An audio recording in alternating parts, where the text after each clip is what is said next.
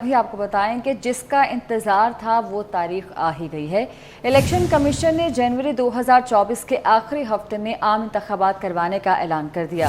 Election commission اعلامیے کے مطابق حلقہ بندیوں کی ابتدائی فہرستیں 27 ستمبر اور حتمی فہرستیں 30 نومبر کو شائع ہوں گی، جبکہ حتمی فہرست کے بعد 54 دن میں الیکشن کرا دیں گے۔ دوسری جانب الیکشن کمیشن نے صوبائی چیف سیکرٹریز اور چیف کمشنر اسلام آباد کو انتخابات کی تیاریوں کے لیے خط لکھ دیا ہے، جس میں ہدایت کی گئی ہے کہ انتخابات کی تیاریوں کے لیے پورے ملک میں انتظامی اور لاجسٹک سپورٹ فراہم کی جائے۔ تو اب 2024 میں جنوری کے آخری ہفتے میں عام انتخابات کروانے کا اعلان کر دیا گیا ہے الیکشن کمیشن آف پاکستان کی جانب سے، اور اس اعلامیے کے مطابق حلقہ بندیوں کی ابتدائی فہرستیں 27 ستمبر اور حتمی فہرستیں 30 نومبر کو شائع ہوں گی، جبکہ حتمی فہرست کے بعد 54 دن میں الیکشن کرا دیے جائیں گے۔ اس کے ساتھ ساتھ الیکشن کمیشن نے صوبائی چیف سیکرٹریز اور چیف کمشنر اسلام آباد کو انتخابات کی تیاریوں کے لیے خط لکھ دیا ہے۔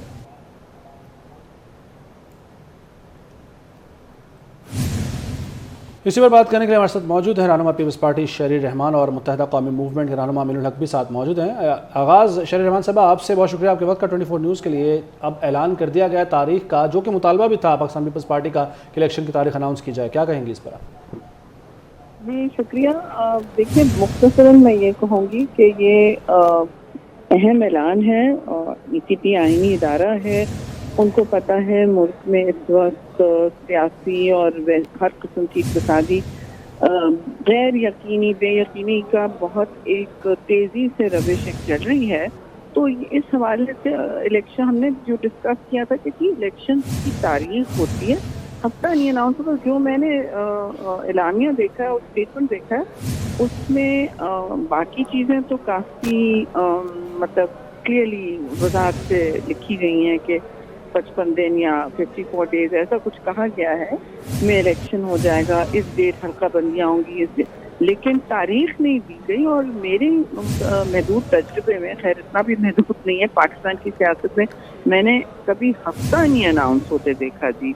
اور یہ ایک جمہوری روایت ہے اور گیون کی چیز ہے کہ جب آئینی ادارہ جس کی ذمہ داری ہے الیکشن کنڈکٹ کرنا فری اینڈ فیئر اور منصفانہ، تو پھر وہ ایک تاریخ اناؤنس کرتے ہیں، اس کے فوراً بعد ایک شیڈیول آتا ہے جی۔ یہ ہمارا ان سے واضح طور پر مطالبہ تھا جب ہماری ملاقات ہوئی تھی کہ آئین اور جمہور کے حدود میں رہنا چاہیے۔ ٹھیک ہے، امین الحق صاحب بھی ہمارے ساتھ موجود ہیں۔ امین الحق صاحب، آپ اس اعلان کو الیکشن کمیشن کے کس طرح دیکھتے ہیں؟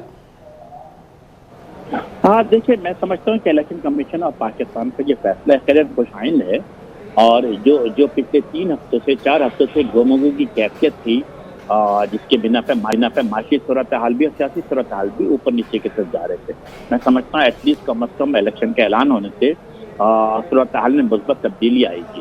MKM پاکستان کا کیا مطالبہ ہے؟ MKM پاکستان کا مطالبہ ہے کہ آزادانہ، منصفانہ، شفاف انتخابات کے انعقاد سے یقینی بنایا جائے۔ اس کے لیے ضروری ہے کہ ڈی لیمیٹیشن کے پروسیس کو بہتر طریقے سے میرٹ کی بنیاد پر مکمل کیا جائے، اور ڈی لیمیٹیشن میں سمجھتا ہوں کہ MKM کی بڑی کامیابی تھی کہ نئے سینسس کی بنیاد پہ، نئے ڈیجیٹل سینسس کی بنیاد پہ ڈی لیمیٹیشن کرائی جا رہی ہے، اسی کی بنیاد پہ الیکشن ہونے جا رہا ہے۔ تو ہاں، یقیناً MKM اس سے خوش آئند سمجھتی ہے، اور آنے والے الیکشن میں MKM پاکستان بھرپور طریقے سے حصہ لے گی۔ ٹھیک، امین الحق صاحب ساتھ رہے گا۔ ہمارے ساتھ موجود ہیں اسلم غوری صاحب، ترجمان JUI ہیں۔ سر بہت شکریہ آپ کے وقت کا۔ اسلم غوری صاحب، بالآخر اناؤنس کر دیا گیا ہے الیکشن کمیشن کی جانب سے تاریخ کا انتخابات کی، کیا کہیں گے آپ اس پر؟ دیکھیے، یہ تو اچھی بات ہے۔ ہم تو پہلے دن سے کہہ رہے تھے کہ الیکشن کمیشن کے فیصلوں کا انتظار کیا جائے۔ الیکشن کمیشن نے پہلے یہ کہا تھا کہ ہم حلقہ بندیوں کے فوراً بعد انتخابی عمل کا بھی اعلان کریں گے، تو لیکن ہم اس پہ پہلے بھی یہ کہہ رہے ہیں، آج بھی کہہ رہے ہیں کہ یہ سلسلہ ڈسٹرب نہیں ہونا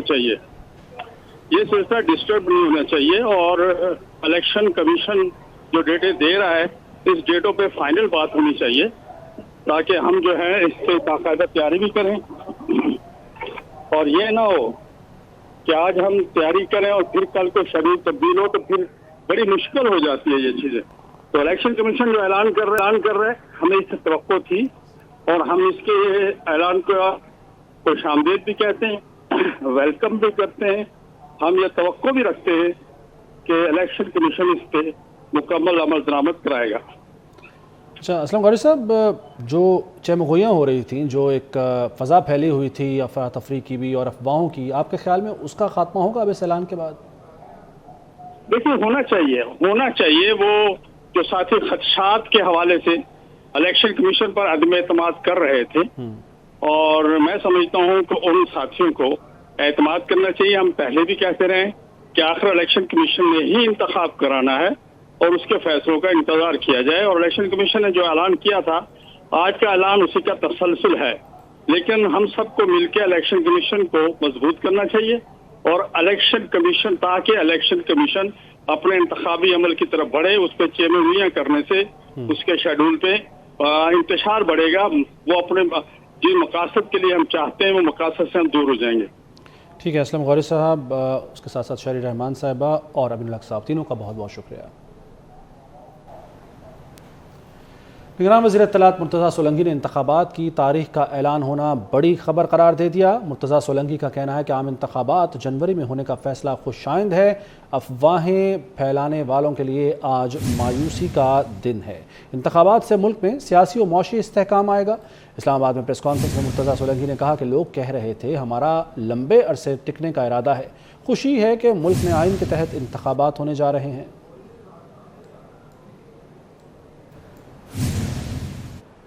رہنما مسلم لیگ نون احسن اقبال کا نیشنل ٹروتھ کمیشن قائم کرنے کا مطالبہ. 24 نیوز سے خصوصی گفتگو میں احسن اقبال نے کہا کہ ٹروتھ کمیشن میں وہ سب لوگ جائیں جنہوں نے جرائم کیے.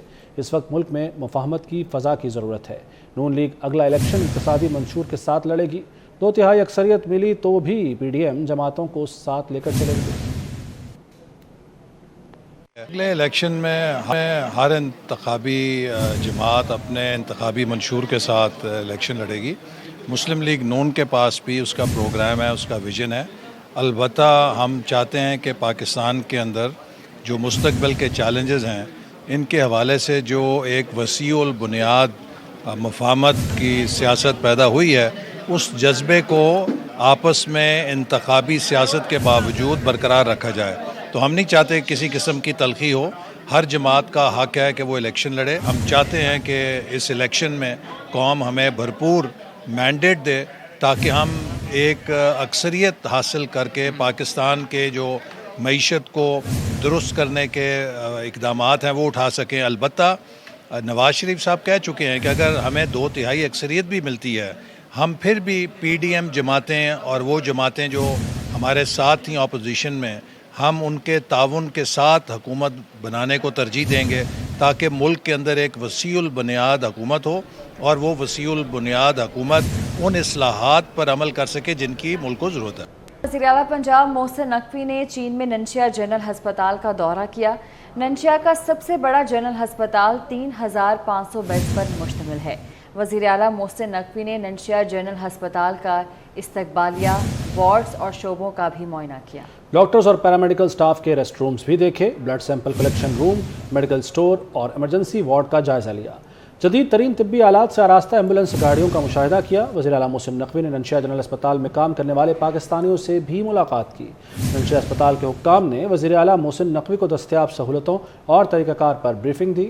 وزیر اعلیٰ پنجاب محسن نقوی کا کہنا تھا کہ ننشیا کے سب سے بڑے جنرل اسپتال کا مینجمنٹ سسٹم لائق تحسین اور قابل تقلید ہے. پنجاب میں اسپتالوں کی حالت بہتر بنانے کے لیے ننشیا حکومت کی مہارت سے فائدہ اٹھائیں گے.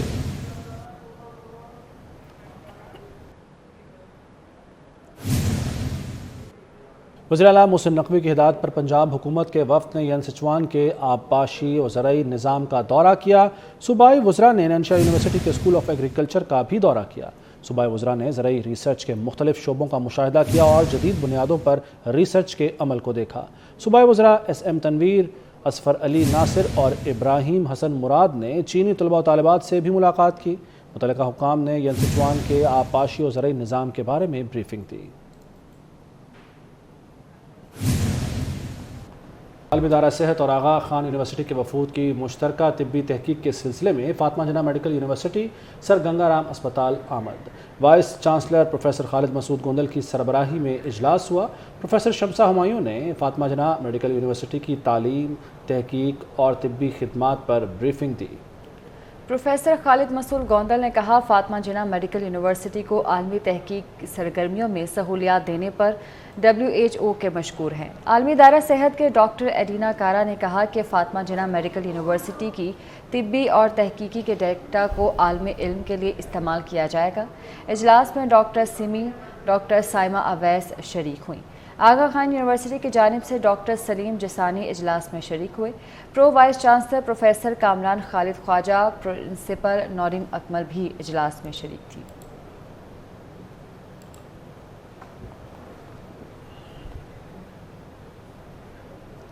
और अपडेट करेंगे आपको, वर्ल्ड कप के लिए कौमी स्क्वाड का ऐलान कल किया जाएगा। इस पर बात करते हैं, स्पोर्ट्स हेड अहमद रज़ा हमारे साथ मौजूद हैं। अहमद रज़ा साहब, बताइएगा कि ताख़ीर की वजह क्या है? आज ऐलान होना था लेकिन अब कल होगा। जी बिल्कुल, सिर्फ आज ही नहीं बल्कि कल गुज़श्ता रोज जो है वो ऐलान होना था और उसके बाद मुशावरत थी।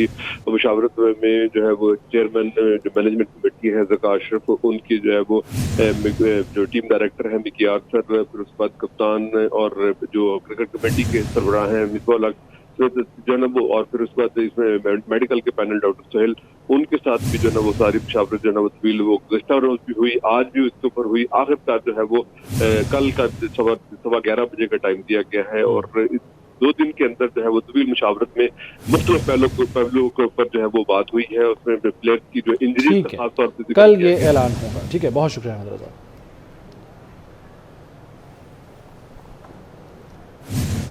न्यूज़ स्टूडियो से फिर वक्त इतना है। देखते रहिए 24 न्यूज़।